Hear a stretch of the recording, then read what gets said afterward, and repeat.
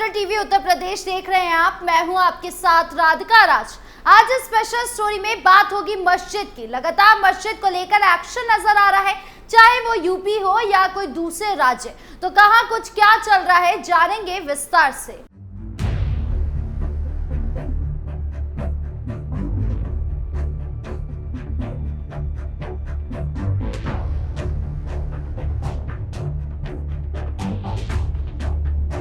मदरसा और मस्जिद को क्यों किया गया सील? जहां एक तरफ यूपी में मस्जिद पर लगातार अतिक्रमण और मंदिर होने का आरोप लग रहा है, तो वहीं दूसरी तरफ उत्तराखंड में भी मस्जिदों को लेकर विवाद देखा जा रहा है। दरअसल उत्तराखंड के देहरादून जिले में प्रशासन द्वारा अवैध रूप से संचालित कुछ मदरसों और मस्जिदों को सील करने की कार्यवाही की गई। इस पर मुस्लिम संगठनों ने नाराजगी जताई है और प्रशासन पर पक्षपातपूर्ण रवैया अपनाने का आरोप लगाया है। वहीं प्रशासन का कहना है कि वो कदम पूरी तरह से कानूनी प्रतिक्रिया के तहत उठाया गया है और नियमों का उल्लंघन करने वाली सभी संस्थानों पर कार्यवाही की जाएगी, चाहे वो किसी भी समुदाय से जुड़े हो।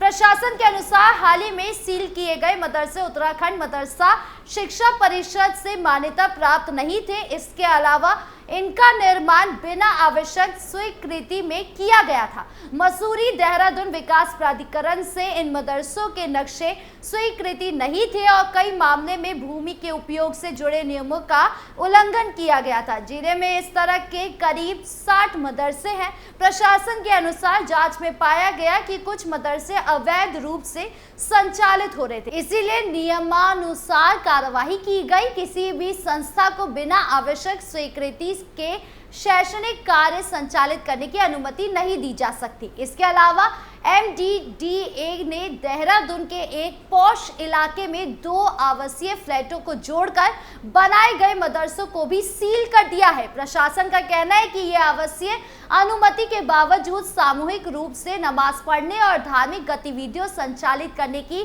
शिकायतें मिल रही थी। मुस्लिम सेवा संगठन और अन्य सामुदायिक संगठनों ने प्रशासन की इस कार्यवाही पर नाराजगी जताई है। मुस्लिम सेवा संगठन के अध्यक्ष नईम कुरैशी ने आरोप लगाया कि ये कार्यवाही बिना किसी पूर्व सूचना के की गई है, जिससे समुदाय के असंतोष व्याप्त है। कुरैशी ने कहा कि मदरसा चलाने के लिए किसी मान्यता की अनिवार्यता नहीं है। हमें यह बताया जाए कि किन कानूनी प्रावधानों के तहत ये कार्यवाही की गई है। हम अवैध निर्माण के पक्षधर नहीं हैं, लेकिन प्रशासन को यह स्पष्ट करना चाहिए कि इन मदरसों में क्या अवैध था, ताकि हम अपनी गलती सुधार सके। यह हमारा संवैधानिक अधिकार है। संगठन ने यह भी मांग की है कि यदि राज्य सरकार ने मदरसों की मान्यता को अनिवार्य किया है तो इसका स्पष्ट आदेश जारी किया जाए। साथ ही यदि किसी मदरसे या मस्जिद में निर्माण संबंधी कोई खामी थी तो पहले उसे सुधारने का अवसर दिया जाना चाहिए। उत्तराखंड में शैक्षणिक संस्थानों के संचालन के लिए सरकार की ओर से विभिन्न नियम लागू किए गए हैं। मान्यता प्राप्त मदरसों को उत्तराखंड मदरसा शिक्षा परिषद से संबद्ध होने की आवश्यकता होता है। इसके अलावा किसी भी शैक्षणिक संस्थान को संचालित करने के लिए भवन निर्माण की स्वीकृति और भूमि उपयोग की अनुमति होनी जरूरी होती है। विशेषज्ञों का कहना है कि यदि कोई संस्थान बिना मान्यता के चल रहा है या भवन निर्माण के नियमों का उल्लंघन कर रहा है तो प्रशासन को उसे पहले नोटिस देकर सुधार का अवसर देना चाहिए। यदि उसके बाद भी अनियमितताएं पाई जाती है तो कार्यवाही की जा सकती है। उत्तराखंड में मदरसों और मस्जिदों की सीलिंग को लेकर विवाद गहराता जा रहा है। प्रशासन इसे कानून का पालन कराने की प्रक्रिया बता रहा है, जबकि मुस्लिम संगठन इसे पक्षपातपूर्ण कार्यवाही मान रहे हैं। इस मुद्दे का हल आपसी संवाद और कानूनी स्पष्टता के जरिए निकाला जा सकता है, ताकि किसी भी समुदाय को ये न लगे कि उनके साथ अन्याय हो रहा था। साथ ही अवैध निर्माण को रोकने और कानूनी प्रक्रिया का पालन सुनिश्चित करने के लिए प्रशासन को भी पारदर्शिता बनाए रखनी होगी। मुसलमान अपने ही हाथों से क्यों तोड़ रहे हैं मस्जिद? ऐसी हिमाचल की बात की जाए तो वहां भी मस्जिद को लेकर जमकर बवाल देखा जा रहा है, जहां रमजान के दौरान ही मुसलमान मस्जिद को खुद तोड़ रहे हैं। दरअसल हिमाचल प्रदेश के शिमला शहर में मौजूद चर्चित संजौली मस्जिद के अवैध निर्माण को तोड़ने का काम फिर से शुरू हो गया है। ये काम खुद मस्जिद इंतजामिया कर रही है। पिछले 3 दिनों से मस्जिद के अवैध हिस्से को तोड़ने का काम लगातार चल रहा है। इस पर हिंदू संगठन के लोगों का रिएक्शन भी सामने आया है।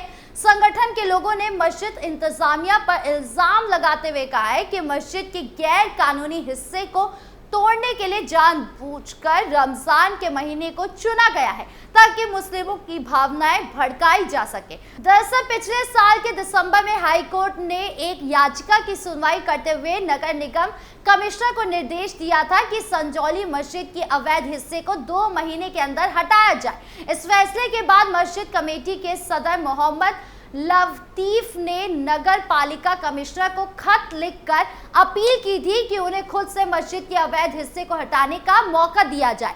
कोर्ट ने 2 महीने का वक्त लिया था, लेकिन 5 महीने बीतने के बाद भी अभी तक मस्जिद के अवैध हिस्से को पूरी तरह नहीं हटाया गया है।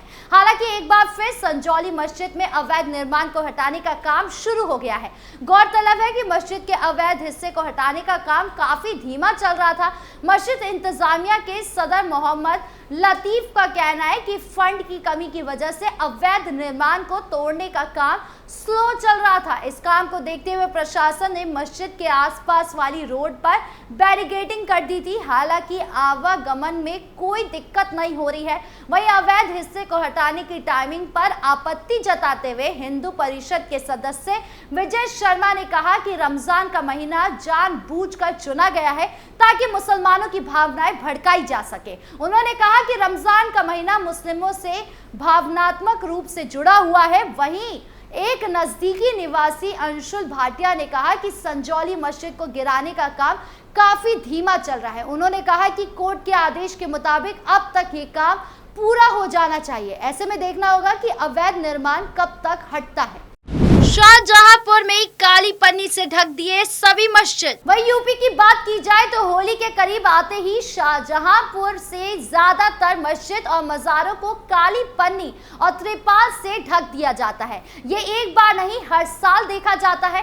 दरअसल उत्तर प्रदेश के शाहजहांपुर में होली को लेकर मस्जिदों और मज़ारों को त्रिपाल से ढक दिया जाता है। शाहजहांपुर में होली के दिन लाट साहब का जुलूस निकाला जाता है और इसको लेकर शहर के करीब 67 मस्जिद मज़ारों को त्रिपाल से ढका जा रहा है। एसपी ने बताया कि शहर में निकलने वाले परंपरागत लाट साहब के 10 किलोमीटर मार्ग में पड़ने वाली सभी मस्जिदों मज़ारों को काली पन्नी और तिरपाल से ढक दिया गया ताकि होली का रंग न पड़ सके। शहर में सालों से परंपरा है लाट साहब का जुलूस निकलने की और इस दौरान मस्जिदों को इसी तरह ढकने की। इसे लेकर प्रशासन का कहना है कि सब कुछ पुराने नियमों के मुताबिक है, कुछ भी नया नहीं है।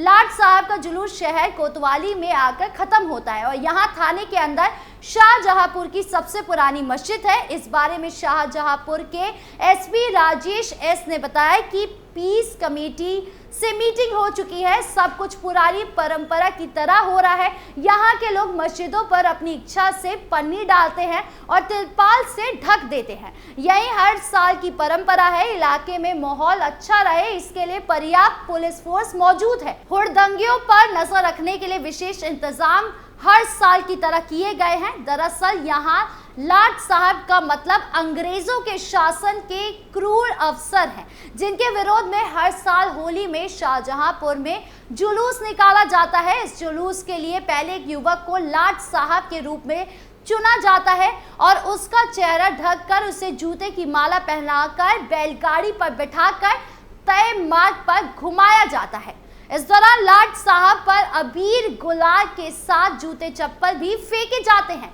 शाहजहांपुर में लाट साहब के 2 जुलूस निकाले जाते हैं, जिसको छोटे और बड़े लाट साहब के नाम से जाना जाता है। आपकी इस परंपरा को लेकर क्या राय है, कमेंट बॉक्स में जरूर बताएं। वीडियो अच्छी लगी हो तो लाइक शेयर करें और चैनल को सब्सक्राइब करना ना भूलें। नमस्कार।